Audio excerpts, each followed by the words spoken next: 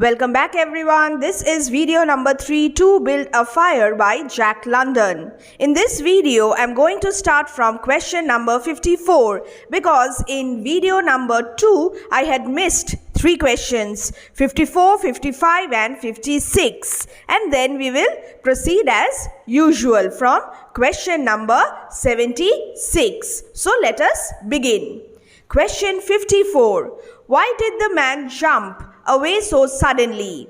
The man had felt the ice move under his feet. The man saw reindeers rushing towards him. The man had heard the noise of the snow-covered ice skin breaking, or both A and C.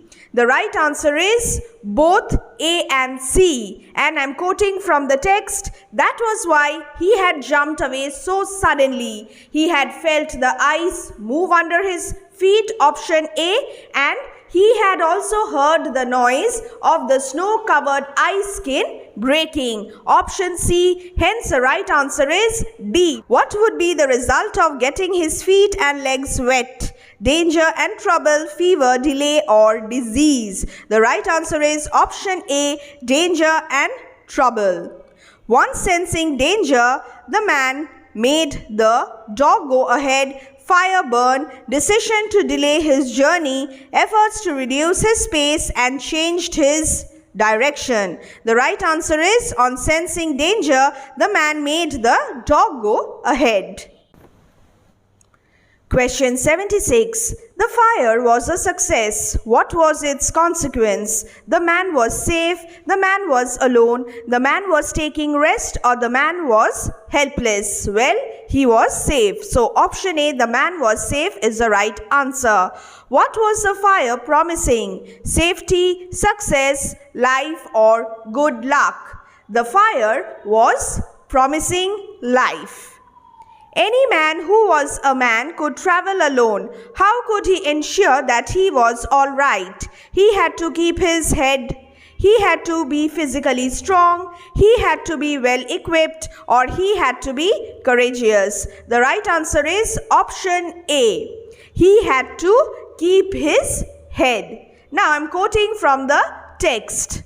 Well, here he had had the accident, he was alone and he had saved himself. Those old men were rather womanish, he thought.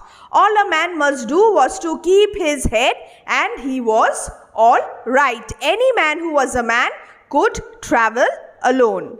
How could a companion perhaps help the man? Could have helped him to collect logs of firewood, could have built the fire, could have given him the right suggestion, or could have taken care of him. The right answer is option B, could have built the fire. If he had a companion on the trail, he would be in no danger now. The companion could have built the fire. Now he must build the fire again, and this second time he must not fail. What precaution did the man take while making a new foundation for a fire? He made sure that there was no tree above it. He chose an open space. He collected only larger branches, or both A and B. The right answer is option D, both A and B. He made sure that there was no tree above it, and he also chose an open space this time. He did not repeat the same mistake or the fault. The next one. What was there in the eyes of the dog while it sat and watched the man trying to build a fire? Happiness, satisfaction, helplessness, anxious look. Option D, anxious look, is the right answer. And all the time in his mind, he knew that each instant his feet were freezing. How did the man react? This thought alarmed him. He kept calm. He fought against the thought, all of the above. Again, it's option D, all of the above. This thought not only alarmed him, but he also decided that he would fight against it, and then he kept calm. So, all of the above is the right answer. What did he devote his whole soul to? Picking up logs of wood, picking up dry grasses, building a fire, or picking up the matches? Well, he devoted his whole soul to picking up the matches. He followed the movement of his fingers with his eyes using his sense of sight instead of that of touch. So it's option D. Question 84. Which sense organ did the man use to follow the movement of his fingers to pick up the matches? Sense of touch, sense of sight, sense of sound, or sense of smell? The right answer is B. Option B, sense of sight. Eyes. He followed the movement of his fingers with his eyes using his sense of sight instead of that of touch. What happened when the burning smell went up the man's nose? He fainted, he sneezed, he began to cough, or he wept. The right answer is option C, he began to cough. He beat his hands but failed to produce any feeling in them. What does this reveal? The man is betrayed by his own body. The man is unable to overpower his body's limitation with his mind. The man is helpless in such extreme condition. All of the above. The right answer is all of the above. His own body betrays him. He is rational, he is practical, but he cannot control his body movements, which shows the limitations of human body, as a result of which the man is helpless. He cannot do anything in such extreme condition. Suddenly he bared both hands, removing the mittens with his teeth. He caught the whole pack of matches between his hands. His arm muscles were not frozen, and he was able to press the hands tightly against the matches. How many matches did the man light at once? 73, 80, 70, or 65? The right answer is option C. It burst into flame 70 matches at once. The next question. Which feeling may be associated with man's action of striking the whole pack of matches? Happiness, desperation, anger, or sadness? It is option B. Desperation. He is feeling desperate. Why did he keep his head to one side? To escape getting burnt, to balance himself, to escape the burning smell, or to conceal himself? The right answer is he kept his head to one side to escape the burning smell and held the flaming pack to the tree bark. So the right answer is option C. His flesh was burning, he could smell it. The feeling developed into pain. Which sense is not involved here? Sense of sound, sense of smell, sense of touch, both B and C. The right answer is it's sense of sound, which is not involved here. The flesh was burning and he could smell it, both tactile as well as olfactory imagery. The right answer is hence option A. The next one. Why did the man treat the flame carefully? It meant life, it must not extinguish, it meant survival, all of the above. The right answer is all of the above, and therefore he treated the flame carefully. It meant life and it must not cease, and he will be able to survive. Each stick smoked a little and died. Which literary device is used? Flashback, foreshadowing, hyperbole, or alliteration? Foreshadowing. Option B is the right answer. This time it is each stick which smoked a little and died. And soon we will find that the man will die. The man's decision to kill the dog represents his ruthlessness, his desperation, the absence of emotional bond between human and animal, both B and C. Option D, both B and C is the right answer. He is desperate and there is no feeling of love or strong emotional attachment between the dog and himself. The fire provider had failed. What was the dog doing sitting across the ruins of the fire? Barking, making uneasy movements, slightly lifting one foot and then the other, weeping or digging the snow. Option B, making uneasy movements, slightly lifting 1 foot and then the other is the right answer. Question 88. He realized that he could not kill the dog. There was no way to do it. Why? His hands were frozen. He could not control his body movements. He could not use man-made resources. All of the above. The right answer is all of the above. It's option D. He realized that he could not kill the dog because his hands were frozen, numb. He could not control his body movements and he could not use man-made resources like knife. Certain dash came upon the man. Controlled desperation, fear of death, feeling of hesitation or pride. The right answer is a certain fear of death came upon the man. Option B. What did the fear make the man do? He sat down and reconciled to his lot. He turned and ran along the creek bed on the old trail. He lost control of himself, both B and C. The right answer is he realized that it was no longer a mere problem of freezing his fingers and toes or of losing his hands and feet. Now it was a problem of life and death with the circumstances against him. The fear made him lose control of himself and he turned and ran along the creek bed on the old trail. So, it's option D, both B and C. Who would perhaps take care of him and save the rest of him when he got there? His dog, his family, his traveling companions, his son. The right answer is option C, his traveling companions.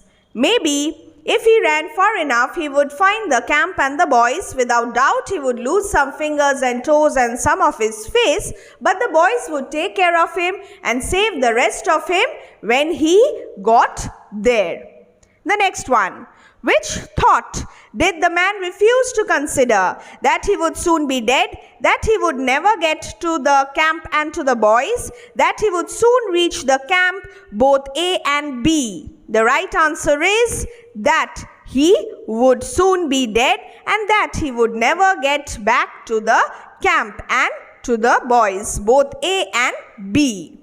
His idea of running until he arrived at the camp and the boys presented one problem. What is it? His frustration, his indecision, lack of endurance or lack of concentration. C is the right answer, lack of endurance. He was falling again and again.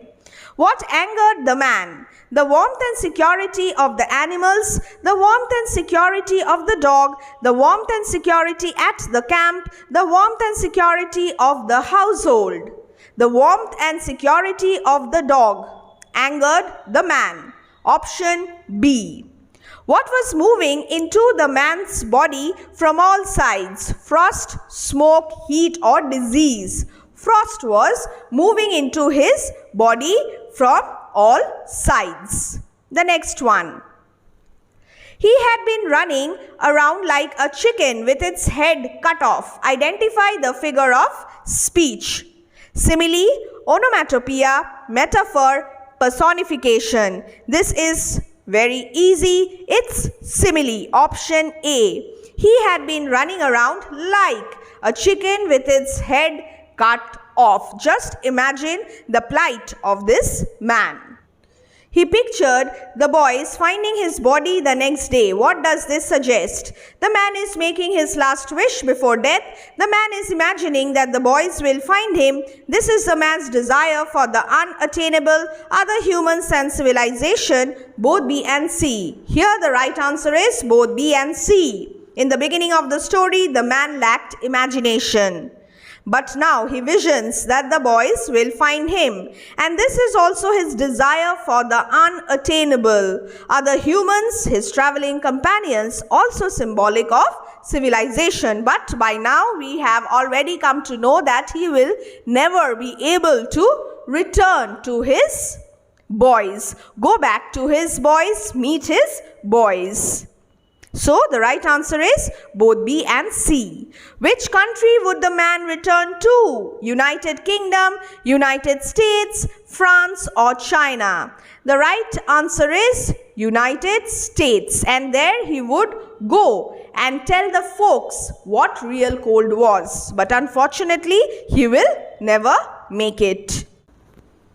The dog survives and the man does not. What does this imply? Triumph of instinct over rationality, inevitability of death, malevolence of nature, none of the above. The right answer is triumph of instinct over rationality, option A. Yes, death is inevitable, but this time it's not the right answer. Malevolence of nature? No, because here in To Build a Fire, nature is indifferent. It is just an environment. It is up to the man to react to his environment.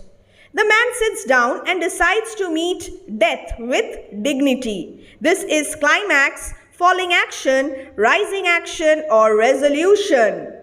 So, the right answer is falling action. The man sits down and decides to meet his death with dignity. He lets himself fall asleep. Before freezing to death, he has the visions of his friends finding his dead body. This is falling action. The rising action begins when the man, despite all the precautions that he took, gets his feet wet. He succeeds in building another fire, but his fingers are getting too cold to bend or feel anything. The story comes to its climax when the man gets a wild idea. He decides to warm his hands by killing his dog and burying his hands into his warm body. But after making a try, he realizes that he has no way of killing it with his hands being numb and senseless. And the resolution is, the dog sits for a while, waiting for a man to set a fire. Yearning for the fire, it started whining loudly and then trotted in the direction of the camp, knowing it is the only way to survive. The next question. There was a fire promising life with every dancing flame. Which figure of speech is used? Personification, simile, transferred epithet, and alliteration. Here fire is personified. It is promising life with every dancing flame. Which of the following is not true about the way the story To Build a Fire opens, depicting cold and icy setting? Masterful use of visual and tactile imagery tinted with hints of gloom and danger, use of foreshadowing, description of the protagonist of the story. Option D, description of the protagonist of the story is the right answer. This is not true about the way the story opens, depicting the cold, icy setting.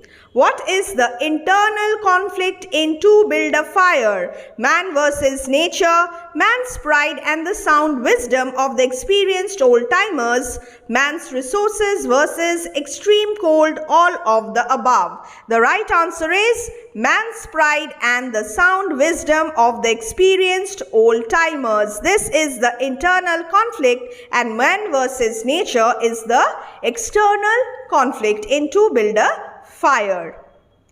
Yes, this time we have finally covered the entire short story To Build a Fire, and we have more than, I guess, 120 questions with us. Study the text, read the text thoroughly, and then refer to these videos for practice.